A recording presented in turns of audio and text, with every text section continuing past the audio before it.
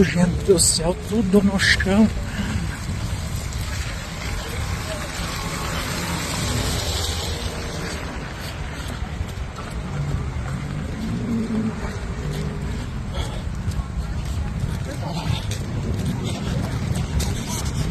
Misericórdia.